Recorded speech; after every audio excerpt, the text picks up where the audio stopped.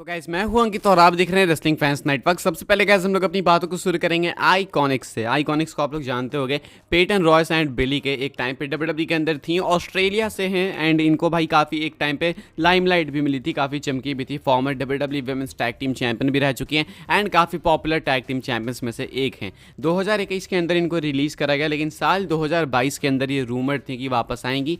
तो इन्होंने यानी पेटन रॉयस ने बताया कि 2022 के रॉयल रंबल के लिए इनको इन्विटेशन मिली थी, लेकिन इन्होंने वो इन्विटेशन डिक्लाइन कर दी बिकॉज इनके हिसाब से वो काफ़ी जल्दी हो जाता, लाइक रिसेंटली रिलीज़ हुई थी फिर तुरंत आ जाती तो वो मज़ा नहीं आता। लेकिन अब पेटन रॉयस कहती हैं कि हाँ अब मैं रिटर्न करने को तैयार हूँ, यानी मैं और बिली के, यानी कि आइकॉनिक्स के डब्ल्यूडब्ल्यूई रिटर्न के लिए हम लोग रेडी हैं। मतलब कहने का मतलब है कि पहले इनको डब्ल्यूडब्ल्यूई ने ऑफर दिया है, लेकिन इन्होंने खुद से रिजेक्ट किया क्योंकि वो चीज़ बहुत जल्दी थी, तो वो हाइप नहीं बन पाती, तुरंत वापस आ जाती। तो अब जो है ये हाइप बनेगी एंड कहना है पेटन रॉयस का कि अब वो रिटर्न के लिए रेडी हैं, आइकॉनिक्स रिटर्न के लिए रेडी हैं एंड कहती हैं कि वो इमोशनल बॉन्ड तो है ही, हाँ डब्ल्यूडब्ल्यूई के अंदर कौन नहीं जाना चाहेगा, तो ऑब्वियसली आना चाहेंगी एंड एक इनके तरफ से ग्रीन फ्लैग है कि हाँ भाई आप मुझे बुलाओ एंड मैं आने को तैयार हुई है। सिर्फ ये नहीं बल्कि बिली के भी, यानी कि पूरी की पूरी दोनों टीम मेंबर्स आइकॉनिक्स। अभी के हिसाब से कि आप लोग एक्सपेक्ट करते हो कि डब्ल्यूडब्ल्यूई को लेकर आएगी, मैं तो 100% एक्सपेक्ट करता हूँ बिकॉज इस साल एलिमिनेशन चेंबर हमें देखने को मिला ऑस्ट्रेलिया से। आगे भी डब्ल्यूडब्ल्यूई ऑस्ट्रेलिया जाएगी तो वहाँ पे भाई इनकी नीड पड़ेगी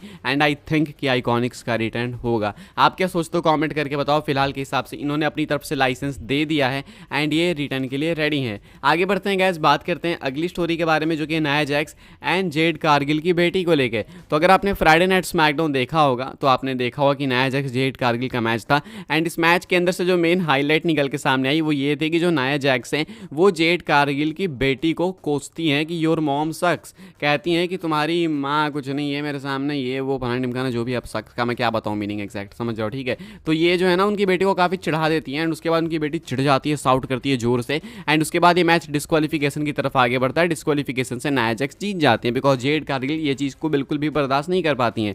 अब ये तो चलो जो हुआ हुआ, लेकिन उसके बाद ये क्लिप इतनी वायरल हुई कि पूछो ही मत। ये जो इंटरेक्शन था Nia Jax and Jade Cargill की बेटी के बीच में, वो योर मॉम सक्स करके, वो काफ़ी ज़्यादा वायरल हुआ इंटरनेट पर एंड काफ़ी सारे मेन स्ट्रीम आउटलेट्स ने भी इस चीज़ को पोस्ट करा, तो कई सारे फैंस ने भी पोस्ट करा एंड नॉर्मल पोस्ट के ऊपर भाई 10-10 मिलियन व्यूज़ है। ट्विटर पे 10 मिलियन व्यूज़ है, बाकी यूट्यूब इंस्टा छोड़ दो, ट्विटर पे 10-10 मिलियन व्यूज़ है भाई इसके ऊपर एंड 56,000 लाइक्स, किसी के 60,000 लाइक, किसी के 1 लाख तक लाइक है इस पोस्ट पे। तो इससे पता चलता है कि मेन स्ट्रीम अटेंशन कितनी मिली इस फुटेज को। बेसिकली ये फनी फुटेज थी काफ़ी ज़्यादा कि एक छोटी सी बच्ची है चिढ़ी हुई है, अपनी माँ को देख के रो रही है, उसी में नाया जैक्स आती हैं आके कहती हैं योर मॉम सक्स, उसके बाद ये लड़की और ज़्यादा चिढ़ जाती है। तो ये है तो काफ़ी फनी वीडियो, तो आप लोग भी जाके देख सकते हो जरूर से। अगर आपने नहीं देखा तो आपको मिल जाएगी वीडियो, आप ट्विटर पर सर्च कर लेना योर मॉम सक्स, आपको मिल जाएगी। तो ये काफ़ी ज़्यादा वायरल हुई कल ये वीडियो स्मैकडाउन के बाद। आगे बढ़ते हैं गाइस, बात करते हैं अगली स्टोरी के बारे में जो कि एलिस्टर ब्लैक से रिलेटेड, मलाकाई ब्लैक भी कह सकते हो। करेंटली एडब्ल्यू के साथ कॉन्ट्रैक्ट के अंदर है, एडब्ल्यू डील के अंदर है एंड अभी के हिसाब से एक्सपेक्टेड है कि मलाकाई ब्लैक डब्ल्यूडब्ल्यूई के अंदर जल्दी वापस आ सकते हैं।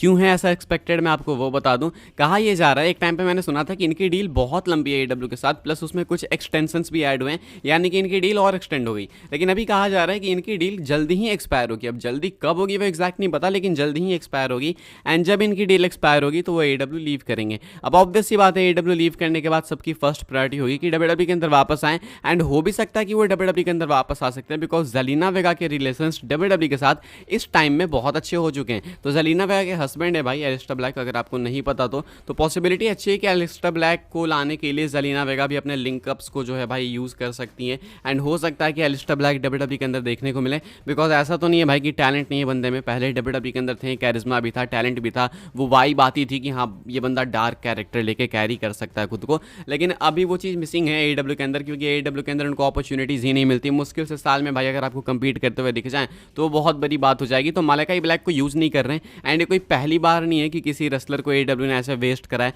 बस कॉन्ट्रैक्ट में साइन करते हैं, डील एक्सटेंड करते हैं, उसके बाद नो यूसेज, कोई यूज नहीं, बस पड़े रहते हैं केटरिंग में। तो अभी के हिसाब से मलाकाई ब्लैक, एलिस्टर ब्लैक, जो भी कह लो, जो भी आप कहना चाहो, वो आ सकते हैं एडब्ल्यू से डब्ल्यूडब्ल्यूई की तरफ जल्दी ही जब उनकी एडब्ल्यू डील एक्सपायर होगी। अब एग्जैक्ट कोई टाइम फ्रेम नहीं नहीं है कि ये डील कब एक्सपायर हो सकती है, लेकिन अगर मुझे इसको लेके कोई और अपडेट मिलेगी तो मैं आपको फॉर श्योर बताऊंगा। अभी के हिसाब से मैं आपसे क्वेश्चन करना चाहूँगा कि आप लोग देखना चाहोगे क्या एलिस्टर ब्लैक का वापस रिटर्न डब्ल्यूडब्ल्यूई के अंदर? कमेंट करके बताना। मैं तो आई थिंक देखना चाहूँगा, लेकिन फिर यहाँ पे दिक्कत यह है कि रोस्टर डब्ल्यूडब्ल्यूई का बहुत बड़ा हो चुका है, बहुत लंबा चौड़ा। तो अब इसमें जब वो वापस आएंगे तो फिर क्या पता उनको डब्ल्यूडब्ल्यूई में भी सेम ही ट्रीटमेंट मिले। आप क्या सोचते हैं इसके बारे में? कमेंट करके बताना आपके थॉट्स क्या हैं। आगे बढ़ते हैं गाइस, हम लोग बात करते हैं अगली स्टोरी के बारे में, जो कि फ्राइडे नाइट स्मैकडाउन को लेके। तो भाई अगले हफ्ते के स्मैकडाउन को लेके अपडेट है। मैंने आपको बताया था कि अगले हफ्ते का जो स्मैकडाउन है वो सऊदी अरेबिया से होने वाला है, जड़ा से होने वाला है। तो टाइमिंग में थोड़ी डिफरेंस हो सकती है, यानी कि या तो ये इंडिया में अगर लाइव आएगा तो भाई रात को आएगा, यानी आधी रात को, जिस तरीके से सऊदी के पीएलईज आते हैं। लेकिन अगर लाइव नहीं आएगा, अगर कुछ घंटे पहले टेप करके सऊदी में इंडिया में बाद में टेलीकास्ट करेंगे तो नॉर्मल टाइमिंग पे आएगा। तो अभी के हिसाब से भाई क्या है टाइमिंग में आपको वो बता दूँ, क्लियर हो चुका है। जो सऊदी में इवेंट होगा वो टेप किया जाएगा, यानी कि स्मैकडाउन कुछ घंटे पहले टेप होगा। लाइक अगर सऊदी से लाइव टेलीकास्ट करते हैं तो इंडिया में 10 या 10:30 या 9:30 में लाइव आता है स्मैकडाउन, लेकिन हमें नॉर्मल वही सुबह 5:30 वाले टाइमिंग पे देखने को मिलेगा। तो वही मान के चलो भाई कि 8-9 घंटे पहले वो शूट करेंगे सऊदी में, एंड वहाँ पे तो लाइव टेलीकास्ट हो जाएगा। यूके वगैरह में भी लाइव ही होने वाला है, लेकिन यूएसए में एंड इंडिया में उसको टेप करके दिखाएंगे 9-10 घंटे बाद। तो इसमें कोई दिक्कत नहीं है, बिकॉज मैक्सिमम फैंस भाई उसी टाइमिंग पे देखते हैं, बिकॉज वो आदत लग चुकी है। बट स्टिल भाई रिजल्ट्स पहले मालूम चल जाते हैं 9-10 घंटे पहले। तो ट्विटर वगैरह पे आप जाओगे तो आपको आइडिया लग जाएगा कि गो होम शो में क्या हुआ फ्राइडे नाइट स्मैकडाउन के। अभी के हिसाब से ये कुछ है। तो इंडिया में, यूएसए में जहाँ पे बहुत सारे लोग देखते हैं, तो वहाँ पे भाई नॉर्मल टाइमिंग ही रखना चाहते हैं नेटवर्क्स वाले, ज़्यादा कुछ स्विच अप नहीं करना चाहते हैं कि बाद में भाई व्यूअर्स लूज़ करने पड़े। बिकॉज बहुत सारे लोग आई डोंट थिंक कि रात में 10:30 से 12:30 या फिर 9:30 से 11:30 तक स्मैकडाउन देखेंगे। बाकी अभी के हिसाब से ये कुछ अपडेट है फ्राइडे नाइट स्मैकडाउन को लेके।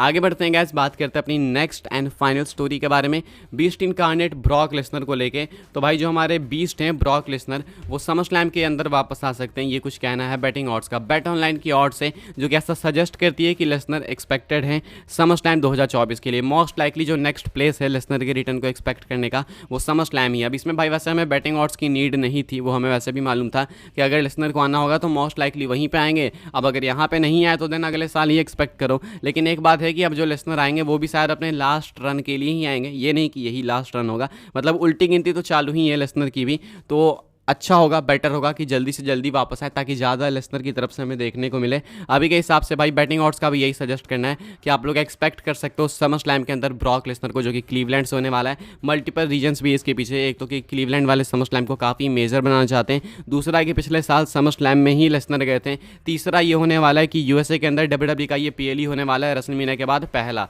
यानी कि अभी बीच में जितने पीएलईज हुए हैं, लाइक हमने बैकलैश देखा फ्रांस से, king and queen of the ring हम देखेंगे भाई सऊदी अरेबिया से, क्लैश ऑफ द कैसल हम लोग देखने वाले हैं भाई यूके से, यानी लंदन से। ऐसे जितने इवेंट्स है भाई अभी आने वाले वो बाहर से ही होने वाले हैं। मनी इन द बैंक हमें देखने को मिलने वाला है कनाडा से। तो यूएस में ये रेसलमेनिया के बाद पहला पीएलई होने वाला है, तो सरप्राइजिंग तो जरूर से होगा। एंड लेसनर को भी आप वहीं पे एक्सपेक्ट करो। बैटिंग ऑड्स का भी यही सजेस्ट करना है। फिलहाल गाइज इस वीडियो के लिए बस यही कुछ अपडेट्स थी। आई होप सो आपको इन्फॉर्मेशन मिली हो। मेरे तो वीडियो को लाइक करें, शेयर करें, सब्सक्राइब करें चैनल को, ताकि आने वाले टाइम के अंदर आपको और भी ऐसी डब्ल्यूडब्ल्यूई की न्यूज़, रूमर, अपडेट्स सब कुछ टाइम टू टाइम जानने को मिलते रहे। फॉलो कर सकते हैं आप लोग मुझे इंस्टाग्राम एंड ट्विटर पर, लिंक आपको मिल जाएगी डिस्क्रिप्शन में। ज्वाइन कर सकते हैं व्हाट्सएप चैनल को, उसके भी लिंक है डिस्क्रिप्शन में। मिलते हैं अपनी नेक्स्ट ऑफर काफ़ी इंटरेस्टिंग वीडियो में।